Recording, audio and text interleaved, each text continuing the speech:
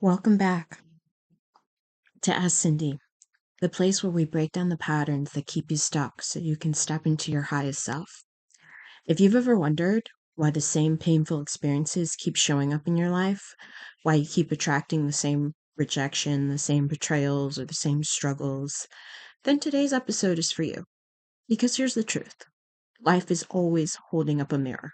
And until you recognize what is reflecting back to you, you'll keep seeing the same patterns repeat over and over again, just with different faces, different circumstances, with the same lesson.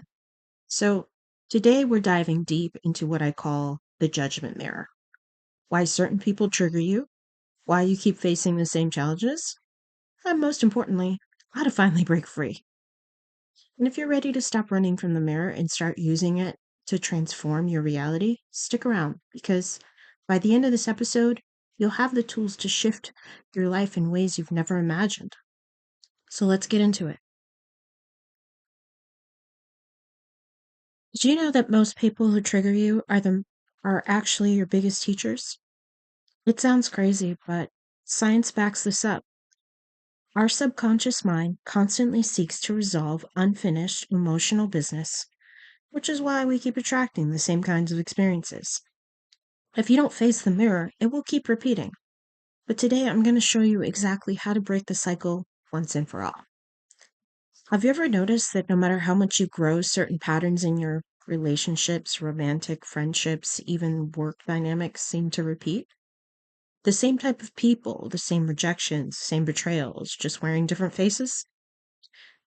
Look, this is not a coincidence. It's what I call the judgment mirror, a phenomenon where life keeps showing you the parts of yourself that need healing through the people who trigger you the most. And if you don't recognize it for what it is, you'll either keep attracting these painful patterns or you'll shrink yourself trying to avoid them. But today we're flipping the script. I'm going to show you how to use the judgment mirror to break free permanently. A while back, I had a moment where I was celebrating a win, something I was really proud of. I wasn't bragging. Wasn't even rubbing in anyone's face. I was simply sharing my joy. But in one particular person, instead of being met with excitement and support, I felt an energy shift. Faces went blank, conversations stalled, and actually the person started pulling away. And I remember that sinking feeling in my stomach. Did I do something wrong? I caught myself almost apologizing. In fact, I did. I was trying to explain, over explain almost. And as if shrinking would make others uncomfortable. And then I remembered I can't do that. That's not who I am. It hit me. This wasn't about me. This was about their own wounds of rejection.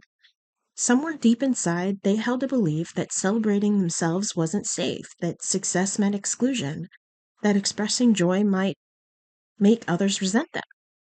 Because I refused to dim my light, I unknowingly triggered that wound in them.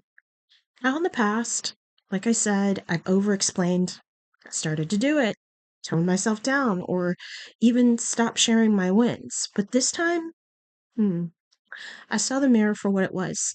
The reaction wasn't about me. It was about them. And in that moment, I made a decision. I will not shrink to accommodate someone else's unhealed wounds. That's a hard one because, of course, the compassionate side of me really wants to be there. At the same time, apologizing for being myself isn't fair to me.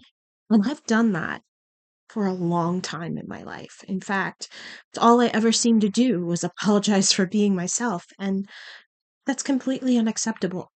I shouldn't have to do that. In fact, not when I love myself this deeply should I have to apologize for anything. Unless I've committed something wrong, and in this case, it wasn't the case, so I can't do that anymore. Another time, I had a friend who struggled with fully expressing herself. She deeply admired my ability to speak my truth, be bold, and live unapologetically.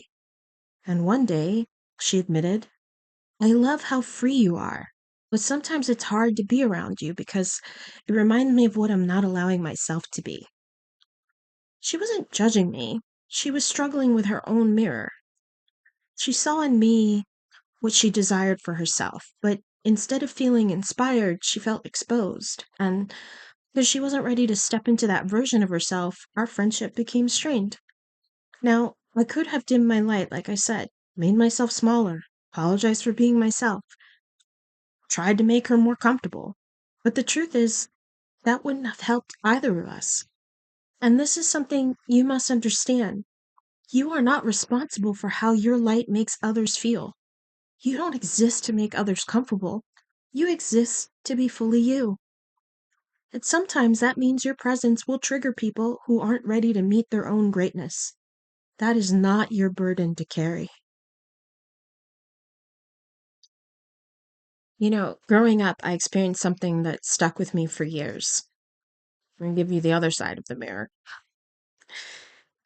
I know I trigger people, but I've also been triggered myself.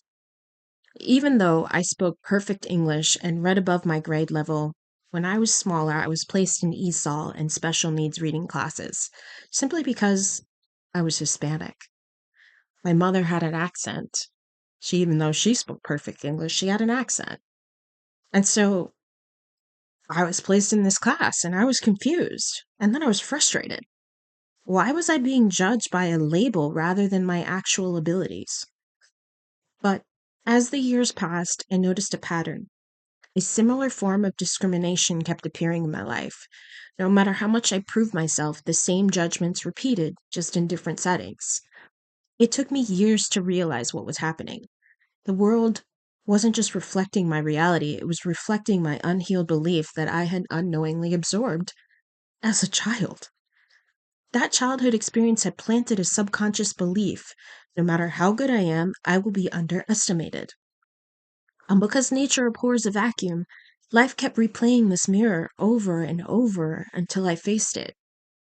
Years and years, it repeated in high school, it repeated in stores that I would walk into, it repeated everywhere. It kept going over and over again. And it took me a long time to realize what was happening. The moment I stopped identifying with that old story, the reflection shifted. I no longer felt the need to prove myself. I no longer attracted people or situations that made me feel underestimated. And this is what I teach my clients. Once you rewrite subconscious beliefs, the world around you has no choice but to reflect a new story. It's one of those things that once you face it, you'll stop attracting the situations where it needs to confirm. For example, for me, the wound was healed, so the experiences disappeared. Psychologists call this confirmation bias. We seek out and interpret experiences in a way that aligns with our subconscious beliefs. If you believe you'll always be rejected, your subconscious attracts situations where you are. If you believe success isolates you, you'll see proof of that everywhere. But spiritually, this goes even deeper. Ancient traditions teach that life is a hologram. Everything outside of you is a reflection of what's within. People who trigger you aren't random. They are divine messengers showing you the parts of yourself that need healing. And here's the secret people don't understand. These people aren't here to break you. They're here to wake you up. Look, if you're tired of these painful mirrors repeating, then here's how to shift them. Pause and ask. When someone triggers you, instead of reacting, ask, what is this showing me about myself? Self-inquiry is perhaps one of your greatest tools. It leads to self-awareness, and like Neville Goddard says, self-awareness is power. It helps you identify core beliefs, which is step 2. What the stories are telling you. For example, if you always feel rejected, or I feel like too much, or people don't support me, it's important to identify these core beliefs because this is what the confirmation bias is showing you outside. And there's no way to change it until you identify what you don't realize you're thinking or what you've unconsciously accepted as part of your reality. The way to change it is through this self-inquiry and identifying the core beliefs. And the next part is rewriting the story. If these beliefs were false, how would your life change? And what new belief do you choose? It's important to rewrite these stories. And then you must act from this new version. If you truly believe this new story, how would you show up differently? It's important because we got to let the old mirror shatter. If you starve the old beliefs and adopt the new ones, energy goes, it flows where you have placed it. So if you shift internally, the external world has to follow. The way that I have proved that everything is a mirror is by doing these exact steps. So I'm not just blowing smoke up your butt, I promise. These are things that you have to realize. It is really hard to see how the world is an exact replica of how you think. But if you don't identify these beliefs, then you will be unable to change what is happening outside. The minute you identify these beliefs, you will find the current, and that allows you to change things, which then gives you dominion over your world. These are things that are written in the Bible, and because people haven't studied the Bible, they don't understand it to be the manual that gives you the freedom that you're looking for.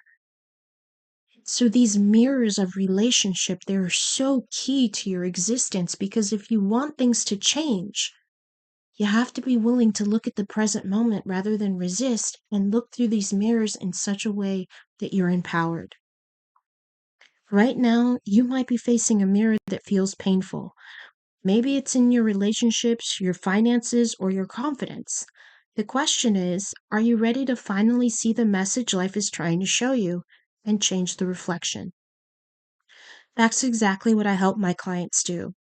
If you're tired of the same painful patterns, let's, let's shift together. Book a session at bridge2selfmastery.com and let's rewrite that story.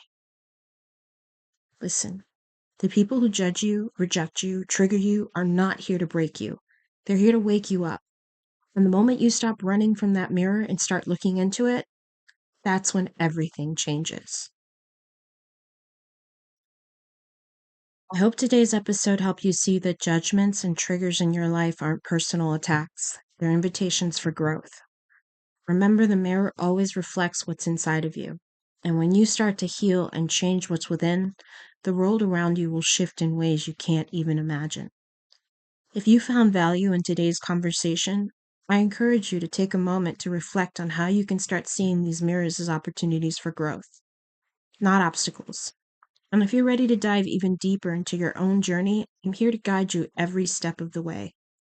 As a coach, I work with individuals just like you, helping them break free from limiting patterns, heal their emotional wounds, and step into their power.